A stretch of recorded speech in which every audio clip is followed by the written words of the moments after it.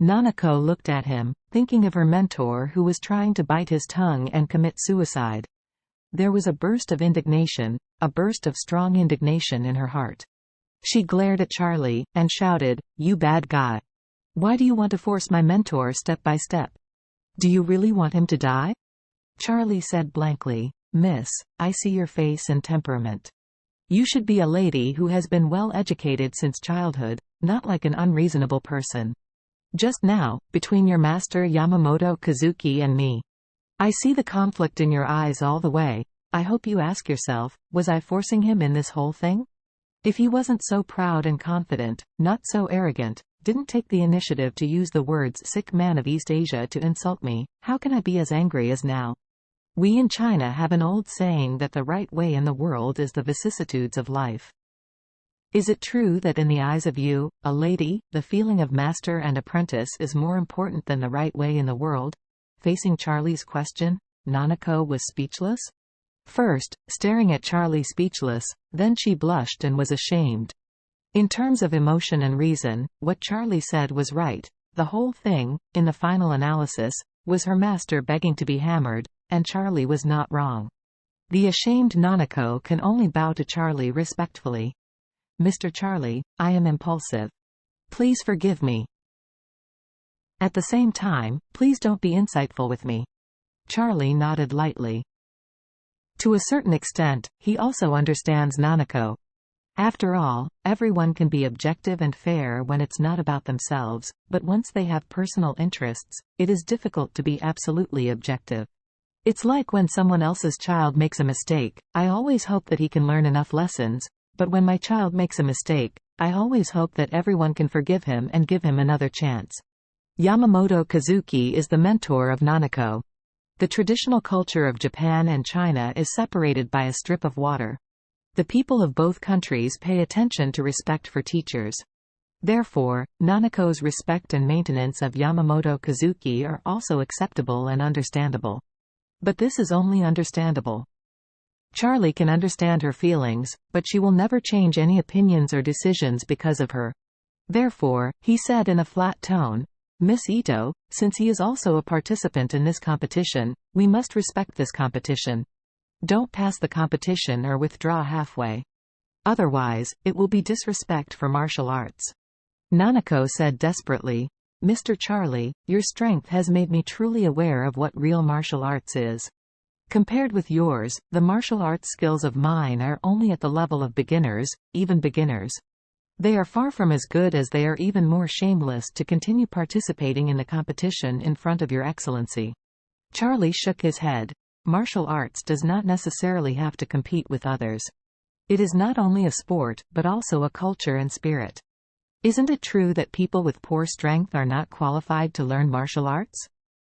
Because your admission level is much lower than mine, can you give up this game with peace of mind?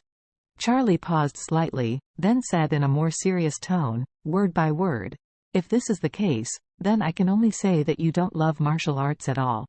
What you love is nothing more than a ranking. When you think you are ranked high, you love martial arts. When you think you rank very low, you betrayed martial arts. After all, you are not a loyal martial artist at all."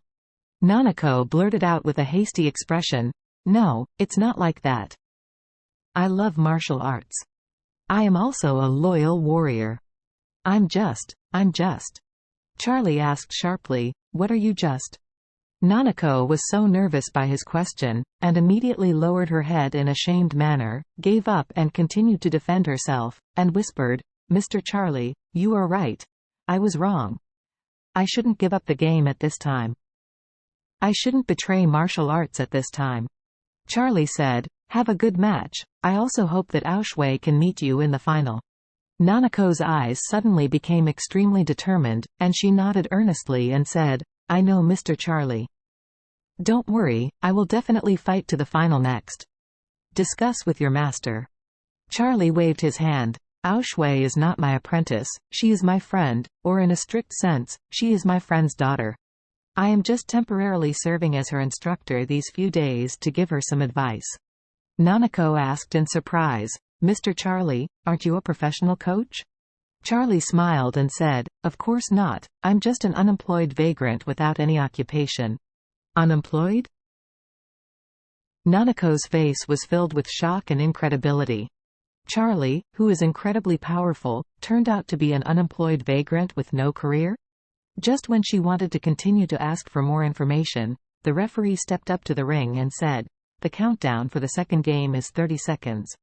Charlie said to Nanako, "You can concentrate on the game, I'm leaving now." "Mr. Charlie, you want to go?" Nanako suddenly felt a sense of loss in her heart. Charlie said at this time, "Oh, yes, Yamamoto Kazuki's bet has ended. After he is discharged from the hospital, he can leave Orus Hill freely." After all, Charlie didn't stay on the scene anymore, turned around and left without looking back.